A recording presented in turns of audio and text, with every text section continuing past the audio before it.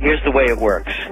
It's 10:14 p.m. Eastern Time. You're going to get up at 5:30 in the morning tomorrow. If the kids are sick, forget about it. I don't care. Get somebody to take care of them. That lousy commute that takes you an hour and a half, suck up and do it. Don't give me any baloney. Go to work at a job that you hate, but you're taking the job because you need the money, and your boss is a jerk and you can't stand your co-workers. I don't want to hear any complaining.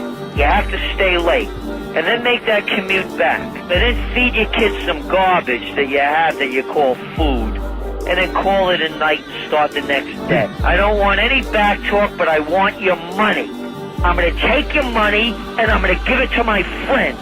There's the capacity to basically fire a politician who disagrees with me by taking funding away from him.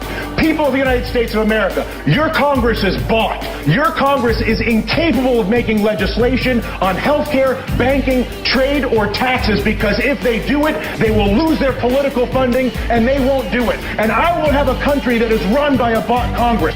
Why aren't we directly helping homeowners with their debt burden? Why aren't we helping American families faced with bankruptcy? Is this the United States Congress or the board of directors of Goldman Sachs? My name is Mitch McConnell. My name is Boner. My name is Bush. My name is Clinton. My name is Obama. My name is Reed, Pelosi, Frank Dodd. I'll tell you what to think, what to believe. You just turn over your money. And I'm going to give it to my buddy over there, Bernanke. And he's going to distribute it to all the banks and all the businesses and all the hedge funds. And they're going to borrow billions and trillions at zero interest rate. And if you don't like it, I'm going to get the goon squad after you.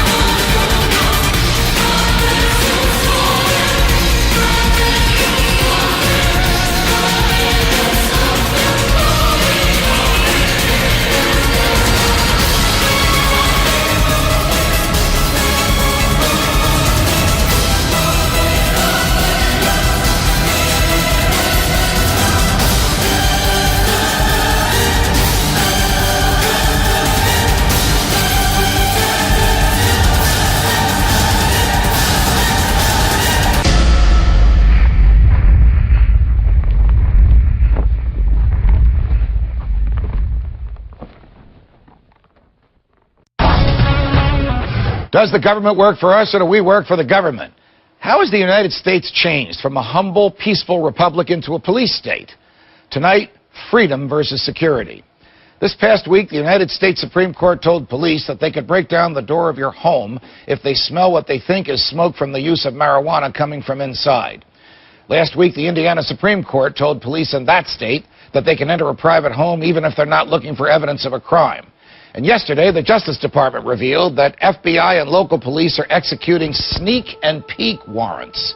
They break into your home, seize an item, and don't tell you that they've done this for over 18 months. And they are doing this in ordinary criminal prosecutions, not just for the pursuit of terrorists as the law requires. This is all about the slow loss of personal liberty. The number one priority of this government and the future governments will be to protect the American people against terrorist attack. After the events of 9/11, the Department of Justice came to us in the Congress and said, these terrorists succeeded because we in the government did not have sufficient power to have stopped them. And we therefore need the Congress to pass legislation correcting these deficiencies in previous law and giving us, the government, more power. So just 6 weeks after the attack on the World Trade Center, Congress passed a new law called the Uniting and Strengthening America by Providing Appropriate Tools Required to Intercept and Obstruct Terrorism Act of 2001. The Patriot Act. Sure is the axis of evil for bad acronyms. The Patriot Act is an act to deter and punish terrorist acts in the United States and around the world, to enhance law enforcement investigatory tools, and for other purposes. Other purposes? Under the USA Patriot Act, among other things, you can now have people who are tried on a military barge off the coast, a U.S. military barge off our coast or some other country. They could be tried by a military tribunal. We wouldn't know the charges against them, let alone the evidence. They could be convicted. They could be sentenced to death by this military tribunal and thrown overboard, and we wouldn't even know their names. When the Patriot Act was first sent to the Congress by the Bush administration, it came with a request that we hold no hearings on it so that there would be no public input or public discourse. Imagine if your family was awakened in the middle of the night by a team of federal officers. Well, that's exactly what happened to a woman and her children in Granville County. Amanda Lamb is in the newsroom joining us now. And Amanda, we understand that because this case falls under the Patriot Act, a lot of the usual rights for defendants not available here. That's right, David. The Patriot Act was created after 9/11. It allows federal agents to investigate suspected cases of terrorism swiftly in order to better protect our country. But one Granville County mother says it gives the federal government too much leeway. Her son was taken into federal custody 2 months ago. She can't get him out, and she can't get any answers. According to the United States government, this 10th grader, who has never been in trouble with the law before, is now a suspected terrorist. They said that he was being arrested for making bomb threats. Annette Lundaby told the officers that someone stole her son's IP address and used it to make crank calls through the internet, making it look like the calls had originated from her home. She says the FBI's extensive search of her home turned up nothing. Quietly and quickly, Congress reauthorized the Patriot Act last week, just before ducking out for the holiday weekend. The Senate passed the bill 72-23. The House followed suit just hours later, passing it 250-153.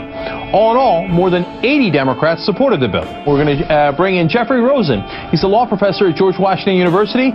He's also the legal affairs editor at the New Republic. Jeffrey, thanks so much for joining us. Really appreciate it. Let me start with that fundamental question. Is there something significantly different about this Patriot Act as opposed to the one during the Bush years?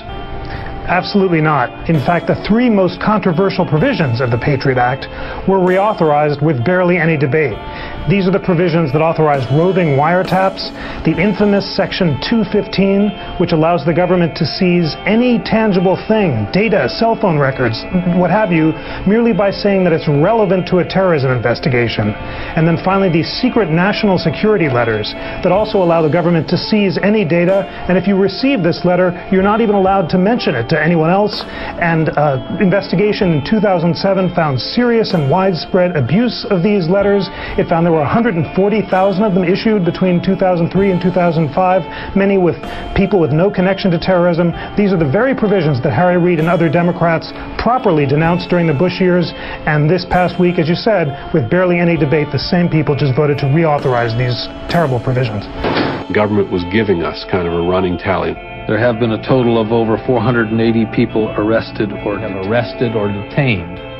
614 persons, detained nearly 1,000 individuals. He swept broadly, he swept blindly, until the number was over 1,000, and people started asking questions. They said, how many of these 1,000 people have been charged with the crimes of September 11th? And the answer was 0. Then people asked, well, how many of these people, these suspected terrorists, have been charged with any crime related to terrorism? And the answer was 0.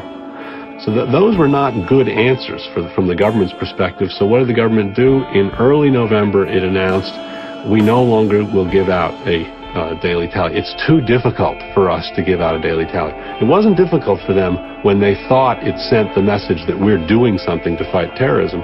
But when it started to send the message, we're locking up lots of people who aren't even charged with terrorism, they just stopped telling us how many people were detained. Most Congress members admit that they never even read it. It is an immutable law of the universe that if you give government power, it uses it. But in reality, our liberties have been on decline from almost the moment of the conception of this great country. The Hateful Alien and Sedition Acts, which criminalized free speech that was critical of the government, were enacted in the 18th century by the same generation, indeed in some cases the same people, who adopted the First Amendment with its iconic language that Congress shall make no law abridging the freedom of speech. Those laws expired when Jefferson refused to enforce them. But 2 generations later, another president would argue that he could arrest state officials and newspaper editors with whom he had political differences. And 2 generations after that, the government enacted the Espionage Act of 1917, which made it a crime to speak out against World War I or to oppose the draft. And 2 generations after that, FDR arrested Japanese Americans and Italian Americans just because of their nationalities, and the Supreme Court let him get away with it. And 2 generations after that, the war on drugs was prosecuted to distract us from the disaster in Vietnam and the economic destruction brought about by wage and price controls and the rejection of the gold standard. Each of these assaults on freedom used the previous assault as a legal justification. The war in Iraq may be over, but America is still fighting its so-called war on terror. US President Barack Obama says he won't block a new security bill, which for the first time writes into law the indefinite detention of alleged terrorists at Guantanamo Bay, even American citizens. It's very, very noxious, very, very reminiscent of the emergency regulations introduced in Nazi Germany in 1933. It goes way beyond the War Powers Act, and it's meant to intimidate people, to make sure that the people don't act up, speak out. U.S. Congress passed a bill which repeals posse comitatus, which means that we have now institutionalized and codified martial law. Right now, the battle against terrorism involves all of us. Everybody in this country is a potential terrorist.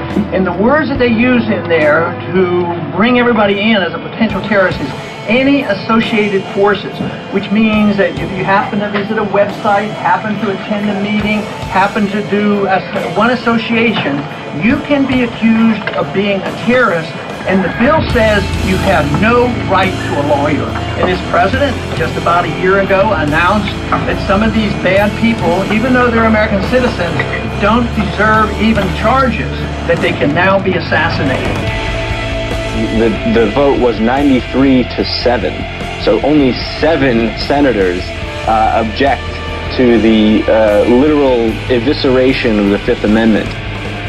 Someone missing fingers on their hands is a suspect. Someone who has guns, someone who has ammunition, someone who has more than 7 days of food in their house. We're talking about the military arresting citizens, and then you disappear forever with no trial for no reason. And they say they can kill you if they want and torture you, or have a military trial, whatever they want. I mean, this is the royal flush. This is the creme de la creme. This is the Mike Tyson in his prime of boxers, the Babe Ruth of baseball. You sit here and you look at this, and it is so mind-blowing. And it's happened. And now they're just going to slowly roll it out, and they'll use it on examples of, turbaned brown people, so it'll be okay. Radical change is immediately noticeable, not just when it is radical, but when it is disruptive. But if it happens slowly and in steps, if it happens in degrees, eventually the radical change will have happened, and we will not have noticed it at all.